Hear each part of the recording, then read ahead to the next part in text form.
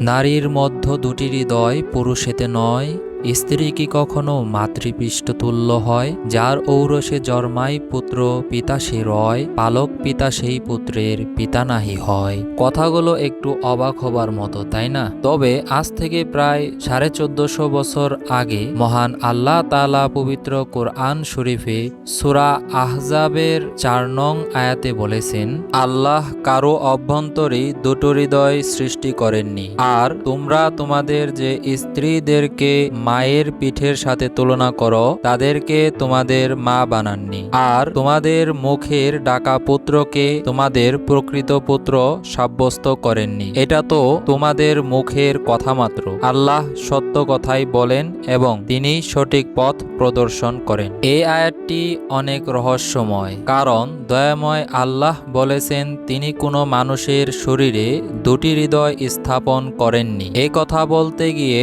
আরবি শব্দ লি রজুল শব্দটি ব্যবহার করেছেন, যেটার মাধ্যমে পুরুষ মানুষ বোঝানো হয়, আবার এই শব্দ দ্বারাই মানুষ বোঝানো হয়। আমরা যদি সূরা আন-নিসার 34 নং আয়াত দেখি, সেখানে কিন্তু রজুল শব্দ দ্বারা পুরুষই বোঝানো হয়েছে। প্রকৃতপক্ষে এটা একটি পুরুষবাচক শব্দ। আবার কলবাইন শব্দ দ্বারা দুটি হৃদয় বোঝানো হয়েছে, অর্থাৎ মহান আল্লাহ তাআলা কোনো পুরুষ মানুষের মধ্যে দুইটি হৃদয় স্থাপন করেননি। এখন প্রশ্ন করতে পারেন, তাহলে কি একজন নারীর শরীরে দুইটি হৃদয় থাকতে পারে? এর উত্তর হলো হ্যাঁ।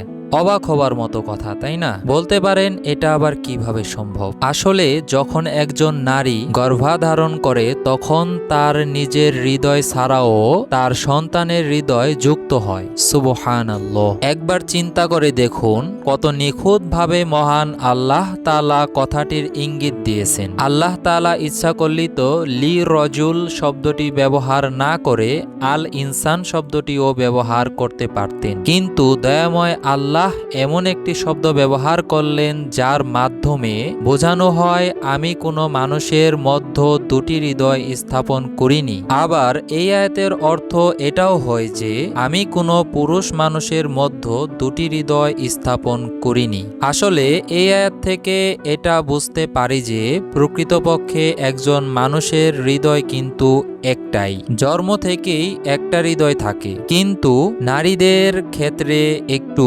ব্যতিক্রম হয়। সেটা হলো যখন একজন নারী গর্ভধারণ করে তখন তার মধ্যে একটি নির্ধারিত সময়ের জন্য আরেকটা হৃদয় রাখা হয়, যেটা হলো তার সন্তানের হৃদয়। আমার ক্ষুদ্র জ্ঞান থেকে আমার চিন্তাধারা অনুযায়ী মনে হয় হয়তোবা মহান আল্লাহ তাআলা এটাই আমাদেরকে বুঝিয়েছেন, তবে আল্লাহ তাআলা ভালো জানেন। এই আয়াতে আরো দুটি বিষয় উল্লেখ করা হয়েছে। তার একটি হলো জিহার করা, আর একটি হলো কাউকে পালক পুত্র হিসেবে গ্রহণ করা। জিহার হচ্ছে তখনকার আরব সমাজে প্রচলিত একটি বিধান, যেখানে স্বামী তার স্ত্রীকে তালাক দেওয়ার জন্য স্ত্রীর কোনো অঙ্গকে মায়ের পিঠ বা অন্য কোনো অঙ্গের সাথে তুলনা করত। তারা স্ত্রীকে বলতো তুমি আমার জন্য আমার মায়ের পিষ্ট তুল্য, নাউজুবিল্লাহ, কাজেই তুমি আমার জন্য হারাম।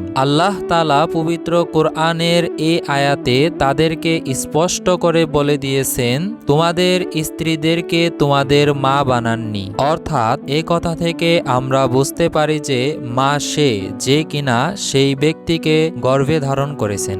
আর আয়াতে পালক পুত্রের ব্যাপারে আল্লাহ তাআলা আমাদেরকে যে কথা বলেছেন এর দ্বারা বোঝা যায় যে কেউ পুত্র পালক আনলে সেই সূত্রে সে তার পিতা হতে পারে না। পুত্রটি যার ঔরসে জন্ম হয়েছে পিতা শুধু সেই হবে, কারণ মৃত্যুর পর যখন আমরা পরলৌকিক জীবনে প্রবেশ করব তখন কিন্তু অমুকের পুত্র অমুক বলার সময় সেই পিতার নামই বলা হবে যার ঔরসে পুত্রটির জন্ম হয়েছে। তাই যদি আপনি একজন এতিম পুত্রকে লালন পালন করেন সেটা অনেক ভালো কথা, তার মানে এই নয় যে আপনি সেই পুত্রের ঔরসজাত পিতার নাম বদলে ফেলবেন। তবে হ্যাঁ, পিতৃ পরিচয় না থাকলে তাদের ক্ষেত্রে ভিন্ন কথা।